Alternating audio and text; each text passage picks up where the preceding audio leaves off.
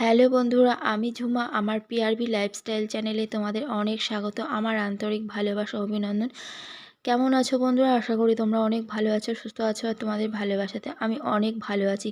তো তোমরা ভাবছো এই ভাতটা কেন দেখাচ্ছে, তো তোমরা ভিডিওটা কন্টিনিউ করতে থাকো, তোমরা বুঝতে পারবে। তো আমি এক্ষুনি রান্না করলাম আর এখানে রেখে দিয়েছি। আমি এখানে বসেই আমরা খাওয়া দাওয়া করি, বাংকারে সানসেটে চেয়ার নিয়ে বসে খাই। তো এক্ষুনি ভাতের ফ্যানটা মেরে এখানে রেখে দিয়েছে এই সানসেটের ওপরে। আর হনুমান ওই পাশ দিয়ে এসে ভাতের হাঁড়ি টোটাল সরাটা দেওয়া ছিল, সরাটা ফেলে দিয়ে গরম ভাত ও কপা কপ খেতে শুরু করে দিয়েছে। আর আমার শাশুড়ি মা দেখতে পেয়ে তাড়া দিয়ে যে চলে গেছে। তো পুরো ভিডিওটা দেখতে থাকো, বুঝতে পারবে যে কি হয়েছে। মানুষ কি করে সহ্য করে এত জ্বালাতন, এত জ্বালাতন মানুষ কি করে সহ্য করে? এই এক হাঁড়ি ভাত আমি এই গ্যাস পুড়িয়ে রান্না করলাম। হ্যাঁ, কি করে সহ্য করে মানুষ এরকম করে? হ্যাঁ, কেজি কেজি এরকম আলু তার নিয়ে দৌড়বে। মানুষ কত কিছু সহ্য করবে এরকম করে? হ্যাঁ, আমি সব এরকম পেঁয়াজ করেছি আর এখানে এরকম আমি রান্না করছি এই জায়গাটায় বসে বসে। হ্যাঁ, তাড়াতাড়ি করে পেঁয়াজের গালিটা আমি ভাজি, যে ভাতটা দেবো, তার মধ্যে এসে এরকম অবস্থা। তো বন্ধুরা, অর্পণ দেখেছো স্কুল ড্রেস পরে দাঁড়িয়ে আছে। আমি তাড়াতাড়ি করে পেঁয়াজের কালিটা ভাজি, আমার মনে যে অর্পণকে ভাত খেতে দেবো, ওই স্কুলে চলে যাবে। আর একটুখানি তরকারি ছিল, দেখতে পাচ্ছ ভাত থেকে পুরো ধোয়া উঠছে। এক্ষুনি জাস্ট ফ্যানটা গালালাম, গালিয়ে আমি এখানে রেখে দিয়েছি। এখানে বসেই আমরা খাওয়া দাওয়া করি। তো কি বলবো, আমার যে এতটা পরিমাণে কষ্ট হচ্ছে তোমাদেরকে ভাষায় বলে বোঝাতে পারবো না। যে মানে গ্যাস পুড়িয়ে রান্নাটা করলাম, তারপরে এই ভাতটা আমাকে ফেলে দিতে হচ্ছে। তো টোটালি মাটিতে আর ফেলবো না, দেখেছো। আমার সত্যিই ভীষণ কষ্ট হচ্ছে। তোমরা হয়তো ক্যামেরার সামনে ভাবছো যে আমি নাটক করছি, কিন্তু না, এটা প্রচুর একটা কষ্টের জিনিস। তো আমাদের পাশে গরু রয়েছে, বাড়ির পাশে, ওদেরকে আর কি দিয়ে দেবো ভাতটা। তো মানে ভাতটা আমি ঢেলতে পারছি না। ওই দিদিভাইকে বললাম যে একটুখানি ভাতটা তুমি নিয়ে নাও না, আমি ঠিক ঢেলতে পারছি না। আমার এতটা পরিমাণে কষ্ট হচ্ছে যে আমার হাত পাটা ঠকঠক করে কাঁপছে। এই পাশে এই পাশে এই পাশে ধর, ওর বাবার একটু দেখাবো।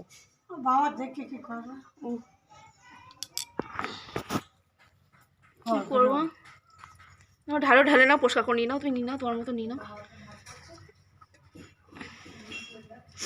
ও দেখেছো কি করে খেলো বলো দিন দিদি, এই গরম আগুন ভাত।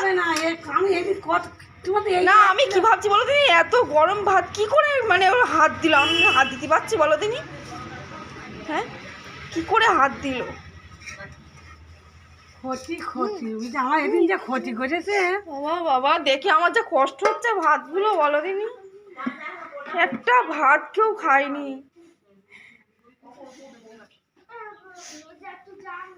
এই যে হ্যাংলাটা আমি রাখুন, ওটা এটাতে গরু দিই, মনে করেন এটাতে আমি গরু দিই। কতটা পিঠে, এতটা পিঠে, ভাত, মাংস, মুড়ির কোটো, তারপরে গিয়ে টোটের কোটো, তারপরে মাছ ভাত, ডাল রান্না করেছি, সব খাটা রান্না করে 2 দিন ধরে তো পরিষ্কার করেছি। কিরম লাগে বলো দিনি, কষ্ট করা জিনিস। 3 কিলো চালের পিঠে, তবে এরকম বড় হাঁড়ি। তা যাও, আর কি হবে। ভাত চাপা ভাই ভালো করে মাছ। হ্যাঁ, তো বন্ধুরা সবসময় আমাদের এরকম জ্বালাতন সহ্য করতে হয়, জানো তো। এখন 11টা বেজে গেছে, বাচ্চা দুটোকে এখন কিছু খেতে দিতে পারিনি। আমার অল্প স্কুলে যাবো বলে সবে আমি ভাতটা নামিয়েছি, যে পেঁয়াজি কালিটা ভাজা করছি, তাড়াতাড়ি করে খাইয়ে দাওয়া স্কুলে পাঠাবো, তারপরে আমি তরকারিটা রান্না করতাম। হ্যাঁ, সবসময় এরকমই অবস্থাটা হয়, জানো তো। আর ভালো লাগে এরকম সব ভাত ফেলে ফেলে দিয়ে এই বাসনগুলো আমি এখন মাজতে বসেছি। এখন আবার রান্না করতে হবে, তারপরে খাবো। তো কি আর করা যাবে, ভাতটা তো দিয়ে দিলাম ওই দিদিভাইকে। গরুকে দিয়ে দেবে, একেবারে ফেলে না দিয়ে গরু খেয়ে নেবে। তো নিয়ে চলে গেল। তার মধ্যে বাসনগুলো আমি মেজে ধুয়ে পরিষ্কার করে নিচ্ছি। তোমাদের সঙ্গে বললামই যে এগুলো মেজে ধুয়ে নিয়ে তারপরে আবার ভাতটা বসাবো, তারপরে খাওয়া। কপালে যেটা থাকবে সেটাই তো হবে, না বলো। আজ আর কপালে সকালে ভাতটা আর জুটলো না। দেখি এখন কি খাই। প্রচুর খিদেও পেয়েছে জানো তো, মানে এত পরিমাণে খিদে পেয়েছে যে মাথাটা ঘোরাচ্ছে, কষ্ট হচ্ছে। খিদে একদম সহ্য করতে পারি না আমি।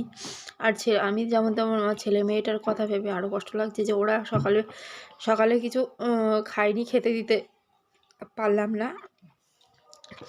অর্পণকে ওর জেঠিমা আর কি ভাত দিয়েছিল, তো তাই খেয়ে স্কুলে চলে গেল। নিজের ঘরে ভাত থাকতেও ওর জেঠিমার কাছে ভাত নিয়ে তারপর ওকে খাইয়ে স্কুলে পাঠিয়ে দিলাম।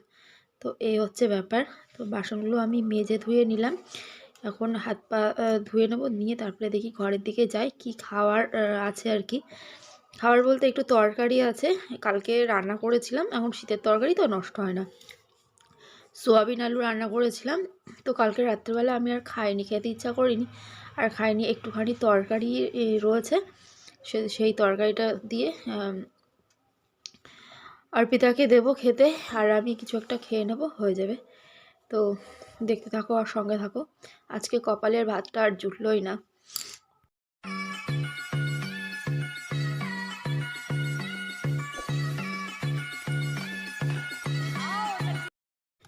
তো বন্ধুরা দেখো, কালকে সে তরকারি ছিল গামলাতে, তো গামলার মধ্যে মুড়ি নিচ্ছি, মানে অর্পিতাকে দিয়ে দেবো, আমার মেয়েকে। আর আমি একটুখানি মুড়ি নিয়ে নিলাম, নিয়ে এর মধ্যে একটু পেঁয়াজের কালি ভাজা নিয়ে নেব। খেতে তো হবে সকালবেলা, কি করব, না খেয়ে একদম কাজ করতে পারছি না, যার জন্য একটুখানি মুড়ি আর পেঁয়াজের কালি ভাজা দিয়ে খেয়ে নেবো, আর অর্পিতাকে এটা দিয়ে দেবো। তো বন্ধুরা, কেমন লাগলো ভিডিওটা জানিও।